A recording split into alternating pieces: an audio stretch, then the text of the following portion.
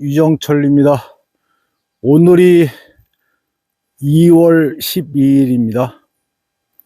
구정 잘 지내셨나요? 제가 2월 4일 날 올린 영상에서 토종벌은 언제 깨우는 게 적합할까? 깨우는 시기에 대해서 말씀을 드렸고, 오늘은 벌 깨웠을 때 어떠한 조치들 해야 되는가? 그거에 대해서 알아보도록 하겠습니다. 제가 2월 4일날 영상에서 여기는 중북부 지역인데 제 기준으로 벌 깨우는 시기는 2월 10일에서 15일 정도 우수 직전이 적당하다 그런 말씀을 드렸는데 그 이도별로 지역별로 전부 벌 깨우는 시기가 달라서 한마디로 얘기하기는 어렵습니다. 진달래 개화 시기에 비례해서 언제쯤 전에 깨우면 좋은가 그런 자료가 있어서 한번 그 자료 기준으로 설명을 드리도록 하겠습니다. 화면에 보시면 2020년 기준으로 진달래 개화 시기 이란 그 화면이 있습니다. 매년 날씨 예보 회사에서 진달래 개화 시기를 발표하는데 대동소이하더라고. 그래서 제가 가진 자료가 2020년이길래 그걸로 설명을 해드리겠습니다. 그 지도를 보면 그 선들이 있죠.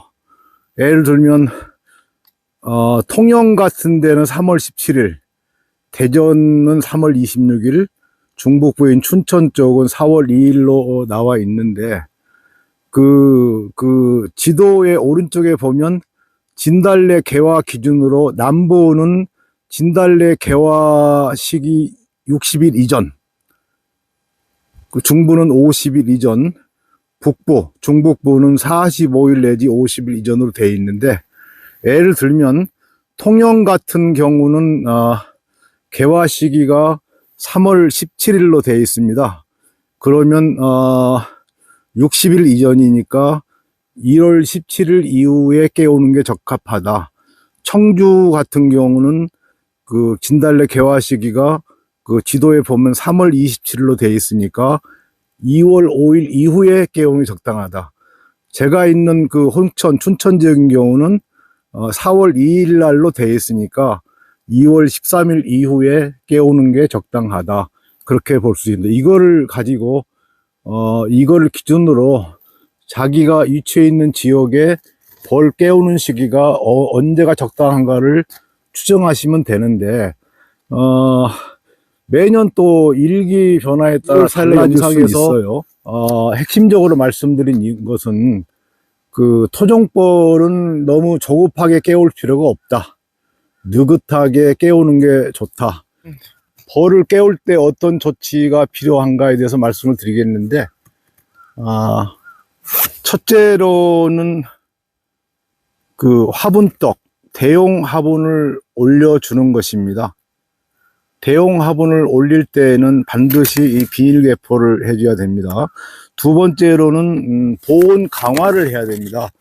제가 지금까지 설명하면서 월동 보온할 때는 10에서 7단위의 보온을 해주는 게 좋다고 설명드렸고, 이제 그 봄벌 깨우기 위해서는 10단위, 최대한 보온을 해주는 게 좋습니다. 세 번째로는 축소를 해주는 겁니다. 이거는 착봉이 좋게 하는 건데, 격리판 같은 거로 해서 격리판 같은 걸 중간에 끼워서 벌들이 더 몰려있게 하는 조치입니다. 이것도 일종의 축소를 해주는 거는 보온 효과가 같이 있는 것입니다. 네 번째로는 물을 공급해 줘야 됩니다. 산란하고 육아를 하기 위해서는 저밀된 꿀들을 녹여서 먹이를 줘야 되는데, 그러기 위해서는 많은 물이 필요하다고 합니다. 물주기를 해야 되는데, 보통 화분떡을 올려준 다음에 일주일에서 10일 사이에 물주기를 하는 게 좋다, 그렇게 얘기를 하고 있습니다. 다섯 번째로는 아주 신속한 방법으로 먹이를 점검해 줘야 됩니다. 지금쯤 작년에 월동 사양할 때 충분한 먹이를 주지 않았다면 지금쯤이면 먹이 부족으로 아사할 수가 있기 때문에 뭐 들어보거나 계량통 같은 경우에는 소비를 살짝 열어서 살짝 조금만 열어서 먹이가 있는지 신속하게 볼 필요가 있습니다. 먹이 점검은 계량통은 쉬운데 사각통 같은 경우는 들어서 무게로 판단할 수밖에 없다는 생각을 하고 있습니다. 예, 이번에는 봄벌 깨울 때에 어떤 작업을 해야 되는가를 실제 보여드리도록 하겠습니다. 지금은 벌통을 개방하는 게 벌들한테 좋지 않기 때문에 빈통에다가 소비 같은 걸 넣어서 보여드리도록 하겠습니다. 예, 첫 번째로 대용 화분떡을 올려줘야 되는데, 이게 벌이 들어있는 통이라고 그러면 밑에를 벗기는 게 좋고요. 화분떡 받침대에 놓아도 되고 그냥 놓고 이렇게 놓으시고, 비닐 개포를 하는데 이렇게 전체를 덮어 두시지 말고요, 실제 벌이 있는 데만 이래 덮어 두시고, 그 다음에 한 일주일 후에 내검해 봤을 때 너무 습기가 많으면 한쪽을 좀 접어둘 필요는 있습니다. 근데 지금 시기는 벌들이 밖으로 나가서 물을 가져올 수 없기 때문에 이 비닐개포에 끼는 성해가 급수하는 성해 가지고 물 공급을 하는 의미가 있기 때문에 비닐개포는 성해하고, 두 번째로는 보온이 잘 되거든요. 그리고 비닐개포를 하지 않으면 화분떡이 단단해져서 벌이 먹기가 어렵습니다. 이런 식으로 화분떡을 덮어주고요, 올려주고요, 화분떡을 이렇게 올려줍니다. 예, 두 번째로는 보온 강화에 대해서 얘기를 하겠습니다. 이거는 EPP 통인데, EPP 양봉통을 개조한 건데, 만약 나무 벌통이라고 그러면 반드시 외부에다가 이런 부직포 보온재 같은 거 쌓아 주시는 게 좋습니다. 그 다음에 이쪽에 보온재가 들어있어요. 보온재, 이렇게 은박지 보온재, 이렇게 EP 보온재도 있고, 이런 거를 반드시 넣어 주셔야 되고, 맨 먼저는 이렇게 비닐 개포를 해준다고 그랬죠.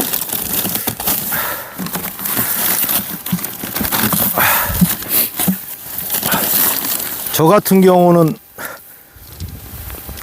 패딩 개포가 있어서 가장 좋게 보온재로 쌓아주는 방법은 이렇게 디귿자로 쌓아주는 거예요. 디귿자로. 이거는 지금 양봉통을 개조했기 때문에 이쪽에 출입구가 있는데, 보통 신매상 같은 경우 소비가 이렇게 가기 때문에, 이렇게 옆으로 놓기 때문에, 그러면 벌이 이제 소비가 이렇게 했기 때문에 벌이 이렇게 드나들거든요. 디귿자로 완전히 쌓아주시는 게 좋고, 그 다음에 최대한 이런 거 여러분들이 가진 보온재로 공간이 허용하는 만큼 최대한 쌓아주는 게 좋은데, 신문지나 사료포대를 얹어주는 것도 상당히 보온 효과가 좋고, 수분도 빨아들이는 효과가 있습니다. 이렇게 충분하게 최대한 여러분들이 가지고 있는 개포나 보온재 가지고 충분하게 보온을 해주는 게 좋습니다. 제가 지금까지 영상에 설명한 제가 월동 사양할 때의 보온 정도, 또는 월동 포장할 때 보온 정도, 오늘은 볼 깨우길 단계 보온 정도를 얘기하는데 10가지 중에 10을 한다고 생각하시면 됩니다. 이러고 이제 덮어주시면 되고요. 여기 앞에 있는 것들이 이제 환태통하고 사각통인데, 저는 작년 12월 20일경에 싸줬다고 그러는데, 아직도 사료포대로 쌓아준 분이 있으시다면 이렇게 보온재로 쌓아주는 게 산란 보온에는 좋다고, 분명히 좋다고 생각합니다. 예, 이번에는 그 축소해주는 방법에 설명을 하겠는데요. 월동 전에도 최대한 축소를 했죠. 그런데 그 12월, 1월 지나면서 또 벌들이, 죽는 벌들이 많아요. 그 4월 초까지 근 70~80%가 죽는다고 그러는데, 벌들이 죽은 만큼 내부 보온을, 그 열을 올리기 위해서는 얘들이 힘들기 때문에 벌들이 있는 공간을 줄여줄 수가 있는데, 그거 뭐 축소라고 합니다. 이제 이 예를 들면, 그 벌들이 예를 들어서 소비가 5개거든요. 그러면 이제 벌들이 몰려 있는 데가 있어요. 그러면 예를 들어서 이쪽에 몰려 있다면 이게 지금 소비가 5개죠. 그럼 보통 벌 양에 따라 다른데, 이 격리판 가지고 이렇게 하게 되면, 물론 벌도, 여왕벌이 오른쪽에 있으면 오른쪽으로 몰립니다. 그 벌들이. 또 여왕벌이 좌측에 있으면 결국 좌측에 몰리게. 이게 무슨 얘기냐면, 소비 5개에 퍼져 있던 벌들을 2개나 3개로 벌들이 모이게 하는 거 보고 하는 방법을 축소시킨다고 하는, 이거 보고, 이런 거 보고 삼소비 투갈이라고 그럽니다. 예를 들어서 이쪽에 여왕벌이 있다면 벌 양에 따라서 이쪽에 여왕벌을 줄 수도 있는데, 투매 쓰리갈이, 여왕벌이 있는 쪽으로 몰리게 돼 있어요. 그리고 이때 주의할 거는, 만약 이쪽에 여왕벌이 있어서 이쪽에 이제 벌들이 모이려고 하고 있는데, 여기가 먹이가 너무 부족하면 안 되겠죠. 그런 것들은 이렇게 살짝 열어보면 알 수 있어요. 그리고 날씨가 그 쌀쌀할 때는 그 벌을 깨우는 날 화분떡을 올려준다고 그랬죠. 그때 이렇게 격리판으로 가리치지 않고 3~4일이나 일주일 후쯤에 격리판으로 벌들을 분리해서 한쪽으로 몰리게 해주는 게 좋다고 합니다. 그거는 외부 날씨가 추워서 그 안에 큰 영향이 있을까 그런 거고, 오늘처럼 7~8도 가는 날이라면 이렇게 이렇게 벌 깨우면서 가리를 쳐도, 격리판으로 가리를 쳐도 상관은 없다고 봅니다. 먹이가 부족할 경우에 계량통은 여러분들이 월동 사용하면서 빼놓은 그 꿀장, 저밀장을 넣어주면 되는데, 그 대박통은 상당한 어려움이 있어요. 그 가장 좋은 거는 대박 꿀장이 있으면 되는데, 그거를 준비해 놓은 봉주들은 거의 없고, 두 번째로 사더라도 한 칸에 대박 한 칸에 5만 원쯤 달라고 하거든요. 그래서 여러분들이 할 수 있는 방법은 벌들을 늦게 깨우되, 그 대박 반절짜리 있죠. 반절짜리 많이 만드셔야 돼요. 이거 분봉할 때 써먹고, 이거를 대박 맨 위에 올려놓고 화분떡하고 고체사료 있죠. 또는 그 자극 사행이라도, 그러니까 그 봉지 사행이라도 해주셔야 돼요. 그리고 또 다른 방법은 그 고체사료나 그 설탕물 녹인 것들은 얘들이 바로 애벌레 먹이로 못해서 좀 좋은 방법은, 양봉꿀은 한 대에 6만 원이면 사거든요. 양봉꿀 같은 거를 그 그릇 같은 데 담아서 그 빠져주지 않게 뭐 위에 뜰 수 있는 걸 넣어주시고요. 거기다 물을 좀 섞어서 그 대박 밑에다가 그 자대 위에 올려주는 것도 급한 경우에 먹이 보충용으로 좋습니다.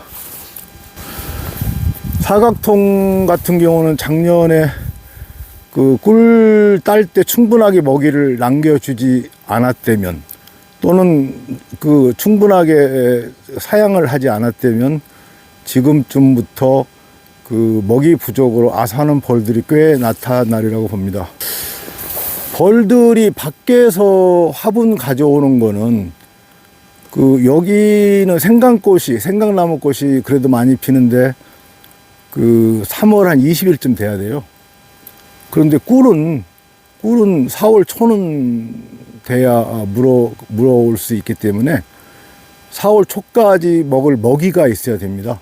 그래서 여러분들이 계속 특히 그 대박 같은 건 들어보시고 그 맨 위에 고체 사료도 좀 넣어주시고 맨 밑에는 앞으로 기온이 올라가니까 그 양봉꿀을 사서 양봉꿀 위에 그 둥둥 뜨는 거, 저는 뭘 많이 쓰냐면 벌집을 많이 씁니다. 벌집. 소비를 잘라서 가위로 잘라서 넣어주게 되면 벌도 좋아하고 벌도 죽는 벌이 없습니다. 그렇게 먹이 관리를 철저히 해주셔야 됩니다. 이번에는 물 공급에 대해서 말씀을 드리겠습니다. 물 공급은 그 벌 깨운 후, 그러니까 화분떡을 올려준 후 일주일에서 열흘쯤 지난 다음에 하는 게 좋다고 그래요. 그런데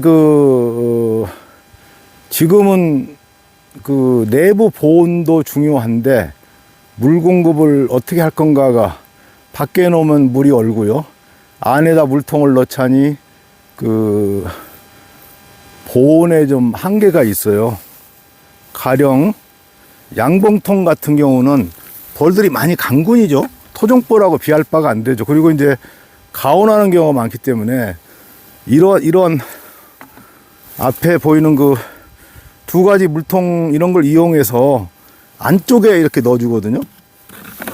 이렇게 안쪽에 넣어주고 여기가 가온판이 있고 그 다음에 이제 그 여러 가지 보온재로 덮어주게 되는데, 이런 경우는 벌도 많이 강군이고 그 다음에 양봉은 가온하기 때문에 문제가 없는데, 제 개인적으로는 토종벌은 이렇게 하게 되면 내부 보온이 안 돼요. 그래서 정상 육아 온도 형성이 안 된다고 저는 봐서, 저는 어떻게 하냐면, 이거 파란 거는 급속인데요.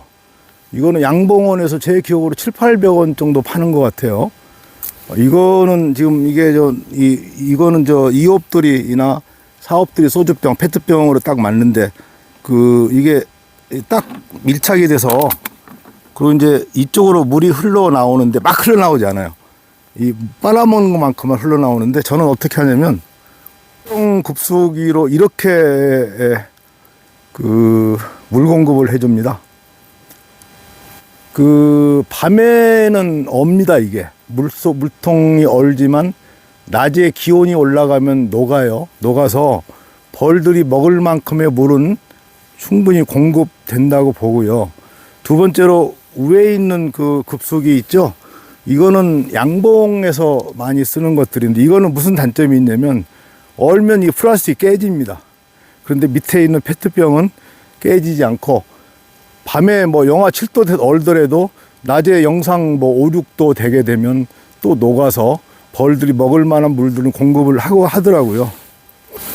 그 다음에 급수하는 방법으로는 광식 사양기 있죠.